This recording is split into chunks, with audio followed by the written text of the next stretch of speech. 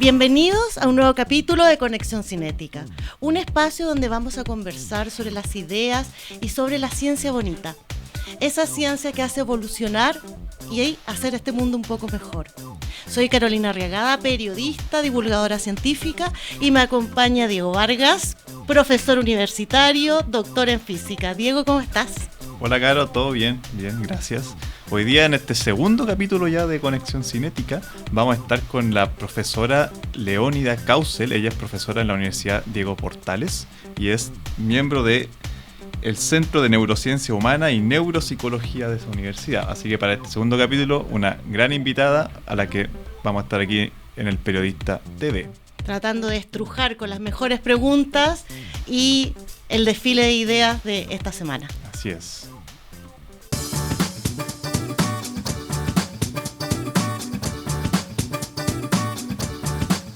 Muy bienvenida a Leoni, profesora asistente en el Centro de Neurociencia Humana y Neuropsicología de la Universidad Diego Portales. Leoni, gracias por estar con nosotros en este segundo episodio de Conexión Cinética.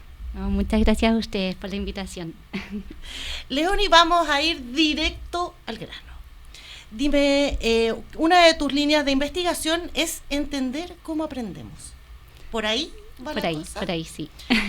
Cuéntanos, ¿qué te llevó a desarrollar esta pregunta? La pregunta de ¿cómo aprendemos? ¿Cómo aprendemos? Bueno, a mí en particular siempre me ha gustado mucho estudiar y aprender, y creo que es una capacidad fascinante que tenemos no solo los humanos, pero en el fondo es una capacidad genial porque te permite siempre entender también nuevas cosas. Y es algo que además produce mucho placer, creo yo. Y en el fondo, desde que entré como al mundo un poco más de la neurociencia, encuentro súper interesante como entender un poco más qué, por ejemplo, nos motiva a aprender, cuáles son las funciones como cognitivas, las redes cerebrales que están a la base de estos aprendizajes, qué los puede modular quizás para mejor o para peor, porque también al final lo que tú aprendes es lo que genera como tu modelo de la realidad. Entonces, creo que es una pregunta como súper interesante e importante de seguir también. Leoni, qué interesante. Y quiero relacionar un poco con tu currículum, con lo que tú has hecho en tu vida, porque tú eres bioquímica de la Universidad Austral de Chile, eres doctora en neurociencia por la Pontificia Universidad Católica de Chile, pero aparte tú eres licenciada en interpretación musical. Sabemos que te dedicas también al violín. Entonces cuéntanos un poco cómo integramos esos dos mundos, porque pareciera que la música y la ciencia son dos cosas completamente separadas, pero vemos que en ti pareciera que se integran, ¿o no? ¿Cómo haces eso? Espero. No, o sea, mira, sí, yo creo que efectivamente hay como una concepción cultural de que son áreas muy distintas, pero si tú tienes la suerte quizás de dedicarte un poco a las dos, uno se da cuenta que hay muchas similitudes, ¿ya? Por ejemplo, las dos son cosas muy creativas, ¿ya? Dentro de todo también tiene algo muy analítico, por ejemplo, de precisión, ¿ya? En particular la música, por ejemplo, tú cuando interpretas una obra, uno es bien preciso con lo que tienes que interpretar, ¿verdad? Y incluye también, por ejemplo, el desarrollo de otras capacidades como, por ejemplo, la memoria, por ejemplo, también colaboración cuando tienes que en la música, por ejemplo, tocar con otros, o en la ciencia colaborar con otras personas para desarrollar proyectos y todo. Entonces, creo que una vez que uno como de cierta forma pasa de esa cosa como un poco disciplinar, te das cuenta que tienen muchas cosas en común que son súper lindas también de explotar, y creo que las dos tienen un poco, claro, en forma paralela. Yo creo que la ciencia, esto como de la curiosidad, ¿verdad?, del humano, que es como siempre querer entender quizás y saber más, y la música, por otro lado, el tema de la expresión y la comunicación, que también es súper humana, ¿verdad? Y uno como lograr expresar como lo que piensas, lo que sientes, tanto tú como en la comunicación con otros. Entonces, en mi opinión, son mundos bien complementarios. ¿Y la creatividad qué rol juega dentro tanto de la ciencia como la música? Bueno, aquí no sé, Diego me podrá complementar, sí. Pero yo creo que es verdad, todas las profesiones tienen un lado de creatividad que una vez está un poco invisibilizado, quizás sí. Yo creo que sí, por ejemplo, yo me imagino que tú también podrías argumentar desde el periodismo que hay muchas cosas que uno hace de forma creativa o quizás suman si uno le pone algo de creatividad, ¿verdad? Y, por ejemplo, no sé, en la ciencia, como tú tienes que diseñar, por ejemplo, experimentos, ¿verdad?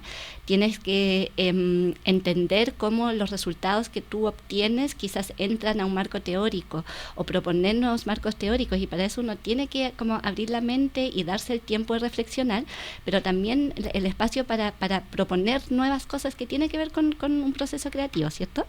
Y la música, por otro lado, también, porque en el fondo como tú buscas una forma de expresar cosas de forma distinta, puede ser desde componer hasta incluso interpretar, ¿verdad?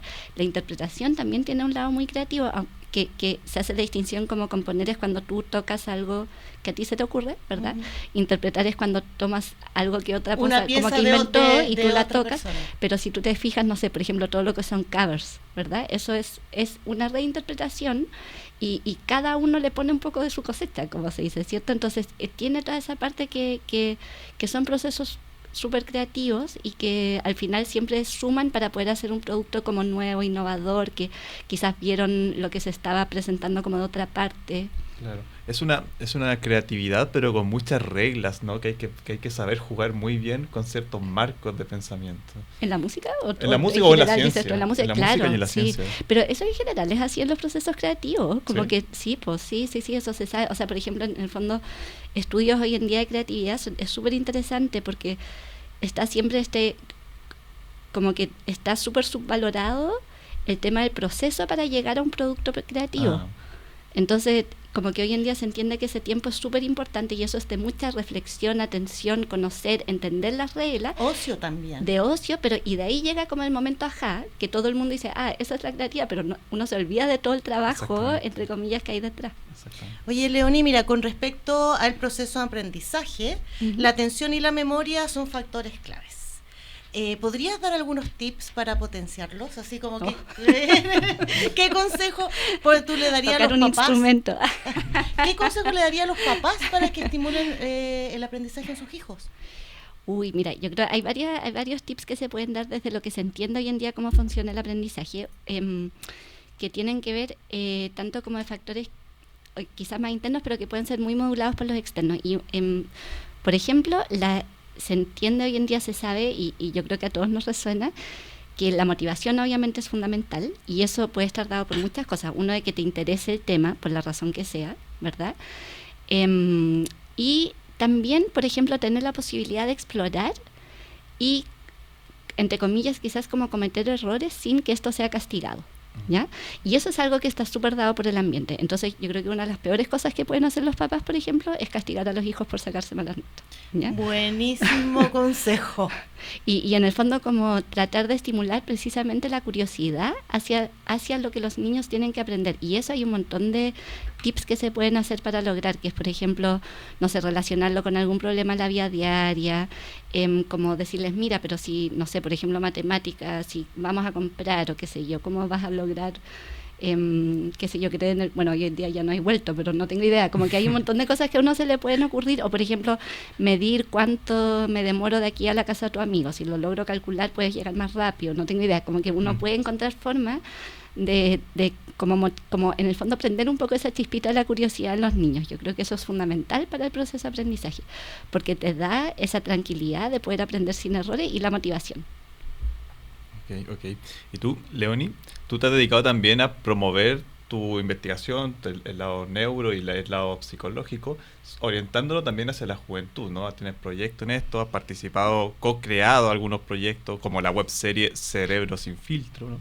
Y mucho de esto va orientado hacia la salud mental juvenil. Entonces te queríamos preguntar, ¿cómo ves tú el estado de la salud de la juventud actualmente? ¿Por qué uno piensa que está mal o eso es un mito? No es un mito, no es un mito, eso es realidad. Okay. O sea, de hecho, hoy en día, en particular en Chile y después de la pandemia todavía es más grave la situación, hay un 50% de adolescentes que tienen sintomatología de salud mental y además 1 de cada 3 tiene sintomatología depresiva. O sea, eso es muchísimo. Es mucho. Entonces, efectivamente, estamos ante una crisis de salud mental, en particular en población adolescente, ¿ya?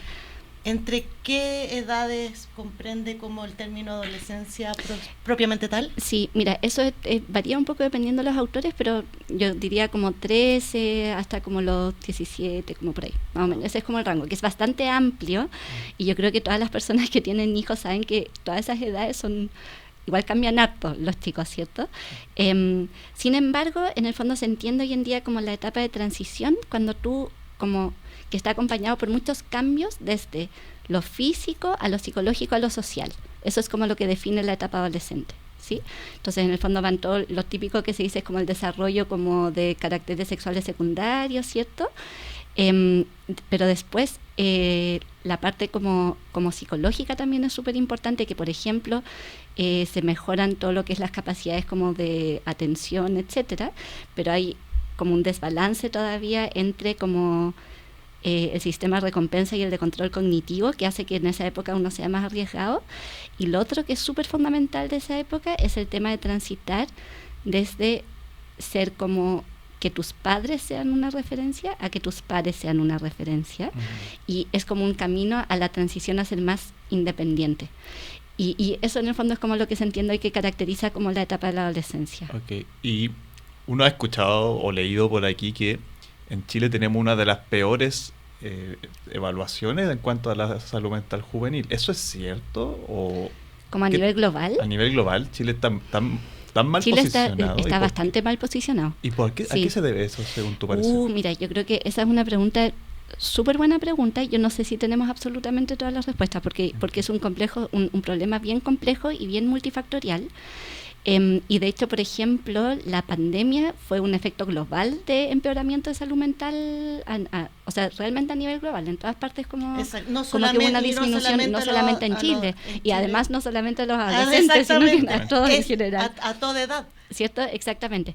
Pero, claro, yo creo que en el fondo también está el tema de que todavía...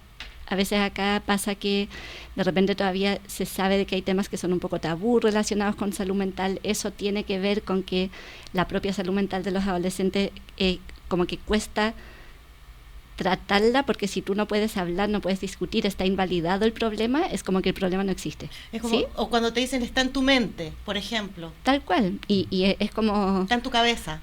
El típico ejemplo que ponemos es como, no sé, si tú te quiebras una pierna, todo el mundo te diría, pero anda al traumatólogo, ¿cierto? No es como, pero ponle hombros y se te va a mejorar. Y todavía piensa pasa. Positivo, claro, piensa positivo, de la exacto, exacto. Igual yo creo que yo soy positiva en ese aspecto. Yo creo que está habiendo un cambio como de paradigma en ese sentido y sobre todo los jóvenes hoy en día están mucho más conscientes y la mayoría te diría como, no, pero obvio que hay que ir al psicólogo, no sé. Pero en el fondo... Yo creo que eso es súper positivo y vamos para bien. Y lo otro sí que yo creo que también hay que tener un poco de cuidado es que la adolescencia es una edad terrible, pero también súper maravillosa. Y es normal también tener ciertos altos y bajos.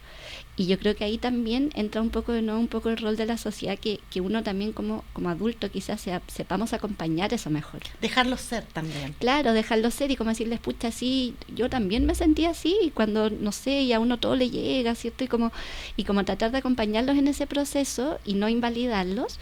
Y eso también suma mucho a que los propios adolescentes como que se empoderen de su salud mental y no sientan que eso sea tan problemático.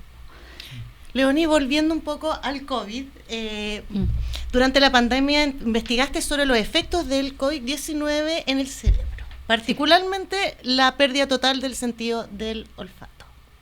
Sí, más o menos. Sí. ¿Me puedes contar más o menos sobre ese estudio y qué tan dañados quedamos nosotros a nivel neuronal? Pésimo. No, es bien atroz. Es bien atroz porque el estudio precisamente arrojó bien eso. Pero no, mira, lo que pasa es que, bueno, partiendo un poco, como fue la pandemia, se cerraron todos los laboratorios, ¿verdad? Y en el fondo, como que los recursos que habían era para investigar COVID, entonces nosotros tomamos un poco esa oportunidad y propusimos esta investigación, que la publicamos el año pasado y tuvo súper alto impacto, y precisamente vimos eso. Y lo que hicimos en el fondo, lo que nosotros, como Centro de Neurociencia, en ese tiempo yo estaba en la Universidad del Desarrollo, en el Centro de Investigación en Complejidad Social, cuando hicimos este estudio, y en el fondo lo que queríamos entender mejor era cómo el COVID podía afectar el sistema nervioso, ¿cierto? Y en particular el cerebro. Y una de las sintomatologías más evidentes como de afectación al sistema nervioso es precisamente la pérdida de olfato, ¿cierto? Entonces, eso es de lo que más la gente se quejaba de que no tenía. Y que mucha gente se quejaba y que después no recuperaba también, ¿cierto? Algunos quedaban sin olfato. Claro, y hay uno también, como que yo creo que para la gente que investiga olfato, eso fue genial, porque por fin alguien se dio cuenta de lo importante que era, porque una vez se olvida de lo importante que es para como tu desarrollo normal en la vida diaria. Me imagino el olfato. Y también me imagino que para ustedes como científicos del tema, o para quienes estudian el olfato, era parte de una metodología de que por fin podemos estudiar algo que está pasando en amplio... Sí, o sea, nosotros no estudiamos el olfato, por si acaso, pero fue como el síntoma más reportado en el COVID que tenía que ver como con el funcionamiento del sistema nervioso, ¿verdad? Y en el fondo entonces lo que logramos ver es que cuando tú comparas a los pacientes que tuvieron estos problemas de olfato con los que no tuvieron problemas, efectivamente el sistema nervioso de aquellos que vieron afectado su olfato estaba mucho más afectado que en aquellos que no habían tenido esa pérdida. Y dado que este virus en mucha gente produjo ese síntoma, igual es bien impactante el resultado, digamos. Claro. Ahora, siempre hay esperanza de que eso se pueda recuperar, ¿verdad? Porque nuestro sistema es plástico, nuestro sistema nervioso, entonces uno espera que ojalá eso se pueda ir recuperando con el tiempo, pero eso efectivamente es algo que nosotros pudimos encontrar. Leonie, volviendo un poquito a tu gusto por la música y cómo tú has integrado esto en tu vida y en tu trabajo, queríamos preguntarte algo más de índole personal. ¿Tienes algún compositor favorito, alguien que a ti te haga volar con la música? Ay, es que me encanta Bach. Ya. Johann Sebastian Bach me encanta. Okay. Yo sé que es súper tradicional, pero es que yo encuentro que es alucinante. Y en general, pero yo sé bien, a mí me gusta todo tipo de música, ¿no? Lo que más escucho es clásica, efectivamente, y me gusta de todos los como épocas también. No sé, igual me encanta, por ejemplo, la música de Tchaikovsky, y compositores más modernos también no conozco tanto, pero igual siempre lo encuentro interesante escuchar. Pero en general me gustan todos los géneros, diría yo, como también me encanta, no sé, la música folclórica, me gusta también el pop, el rock. Mi marido es metalero, entonces hay hartos conciertos de metal que también los encuentro geniales. Yo creo que el rap es lo único que no me mata tanto. No eres fan y no es parte de tu abanico. Exactamente. El reggaetón me gusta para la fiesta. Para bailar. Sí. Leonie, una pregunta así si nos podríamos proyectar así como un juego de realidades. ¿Tú qué le dirías a la Leonie más pequeña o la que empezó en este camino de la ciencia? ¿Le darías algún consejo, una sugerencia, una advertencia? Así como, ten cuidado con tal cosa.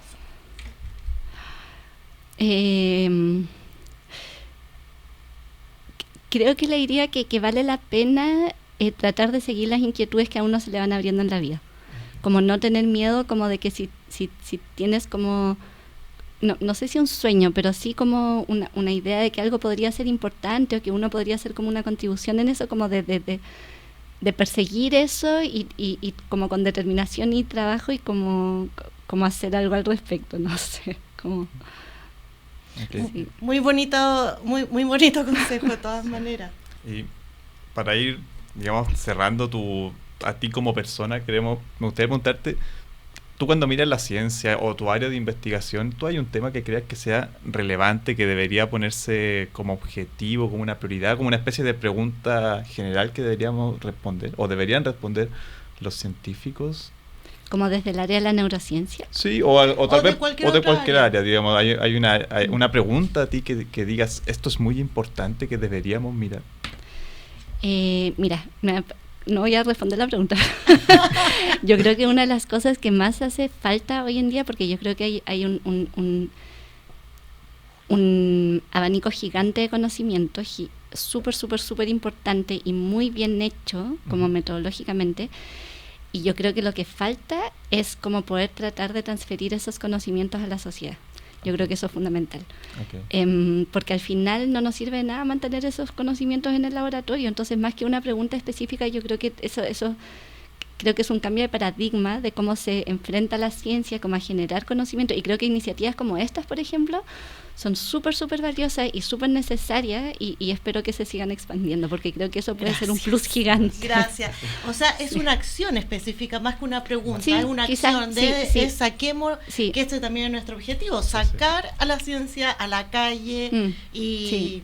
Sí, y también está ese miedo siempre de los científicos, que me incluyo, que uno siempre tiene un poco esto como chuta, pero ¿por qué no? Pues si no es tan así, porque uno siempre hay que sobresimplificar a veces, entonces siempre está un poco ese resquemor, pero yo soy una fiel convencida de que igual se pueden lograr muchas cosas y hay que hacer el esfuerzo, uno como científico también, de encontrar ojalá la mejor forma de hacer eso sin...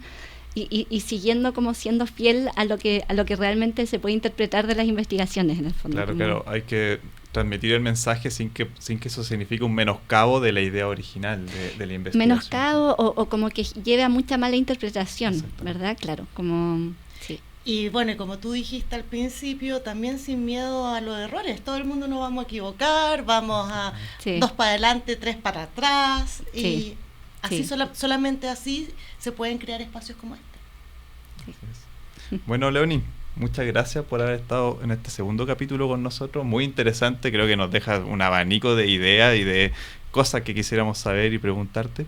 Así que muchas gracias por haber estado con nosotros hoy día aquí. Muchas gracias, me siento muy honrada de haber sido la segunda invitada. Muchas gracias. Exactamente, muchas gracias, Leonie.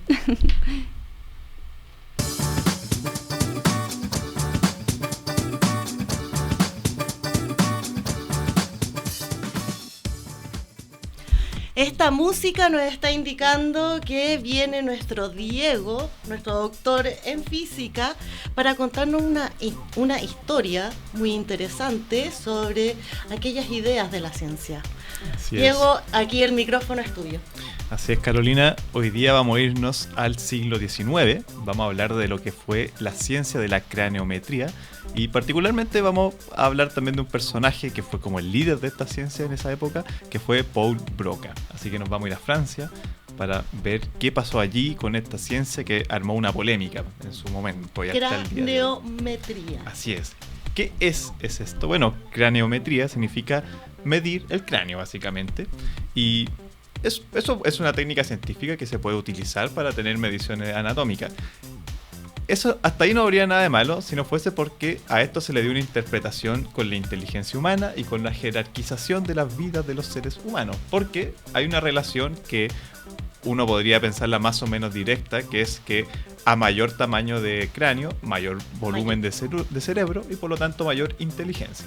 Y por lo tanto parte ya una jerarquía superior porque debería ser parte de los líderes. Exactamente, entonces eso deriva inmediatamente en suponer que hay una jerarquización innata, una jerarquización inamovible. De nacimiento. Exactamente, entre las personas. Entonces eso fue, digamos, la polémica de lo que es la craneometría. Entonces, bueno, después de algún tiempo, hoy sabemos que esto es una ciencia bastante desacreditada porque hemos entendido que la inteligencia tiene múltiples factores. Hablábamos recién con Leonie, ¿cierto? De que la inteligencia no es algo simple que uno puede etiquetársela a una persona. Sabemos que hoy en día está asociado a un sinfín de cosas. Y también, a las redes, a las conexiones y hasta factores externos como la motivación de los padres, etcétera. Exactamente. Entonces es una ciencia que ya no se toma tan en serio. O de hecho, francamente, no se toma en serio como una cuestión que uno pueda determinar la inteligencia de una persona a partir simplemente del volumen craneal que uno vaya a tener. Yo tengo una cabeza pequeñísima, o sea, yo estaría como en el menos... Y según esta ciencia también, las mujeres tenían en general un cráneo más pequeño que el del hombre y el europeo tenía un cráneo más grande que el asiático y el asiático uno más grande que el africano y bueno, ahí con los americanos más o menos que se compartían la parte de abajo de la tabla, pero... Entonces era muy directa la jerarquización que se podía hacer a partir de la medición del cráneo. Entonces, volvamos ahora al... O sea, disculpa, es como la jerarquización, pero además lo que uno le da como el concepto de... Claro, exactamente. Tiene una interpretación. Una interpretación. Claro, que va más allá de los datos. Exactamente. O sea, tú puedes tener un dato. Y la interpretación que haces de esos datos es lo que puede ser peligroso o mal interpretado. Entonces, en el siglo XIX, volvamos a esta época, un siglo donde donde la ciencia se entendía como una cosa muy numérica, muy de cuantificación. Estaba muy de moda el pensamiento newtoniano, mecánico. Todo el mundo quería hacer una ciencia, una especie de física de cualquier cosa. Eso incluye la revolución industrial también. Exactamente, en la época de la revolución industrial. Por lo tanto, el concepto de una sociedad como una máquina que podíamos determinar exactamente dónde estaba cada uno parecía una buena idea. No era una idea innoble, era una idea que podía suceder, que pareciera que entre más entendiéramos eso, mejor iba a ser para todos. Entonces, la craniometría se inserta en este barco, en tratar de entender para mejor cómo es que deberíamos estar todos clasificados y así cada uno hace su vida donde supuestamente mejor le correspondía. Entonces, ese era el contexto en el que se entendía en la ciencia, este tipo de ciencia craneométrica. Entonces, el siglo XIX se caracteriza por ser ese siglo de la cuantificación y de una ciencia muy, muy puritana, por así decirlo de algún modo. Mira, el biólogo Stephen Jay Gould, que es un norteamericano, dijo lo siguiente: los números sugieren, obligan, refutan. Por sí solos no determinan el contenido de las teorías científicas. Esto es importante porque en el siglo XIX había mucho número, pero la interpretación que se podían hacer de las teorías no necesariamente era entonces la mejor, ¿cierto? Y dime, ¿quién, aparte de biólogo, fue Stephen Jay Gould? Stephen Jay Gould fue un biólogo norteamericano del siglo XX. Él escribió un libro muy importante de este tema, un libro que tiene un bonito nombre, se llama La falsa medida del hombre. Es un libro donde él desacredita la craniometría y otras ciencias más que siempre han intentado medir la inteligencia humana para luego posicionarlas como una jerarquía. Entonces, es un gran referente que uno puede tomar cuando uno quiere hacer una crítica de este tipo de ciencias, ¿cierto? O de este tipo de interpretación de los datos que uno puede tener. Oye, y volvamos un poco a lo que estabas diciendo al principio sobre la figura de este francés, que me queda ahí como... Paul Broca. Exactamente, que es como el máximo exponente de la craniometría. Claro, sí. ¿Qué pasa ahí? Mira, antes de ir a contarte bien exactamente qué hizo, déjame contarte un poco quién era él, porque fíjate todo lo que hizo. Él era un médico, neurólogo, era profundamente bien preparado como científico, era muy meticuloso con sus mediciones, él era muy exacto, se dedicaba realmente con mucha pasión a la ciencia, pero aparte era muy humanista. Él se preocupaba de los fondos públicos, se preocupó de las enfermedades infantiles, fue designado senador en algún momento. Eso nos muestra que tenía una buena relación con su sociedad.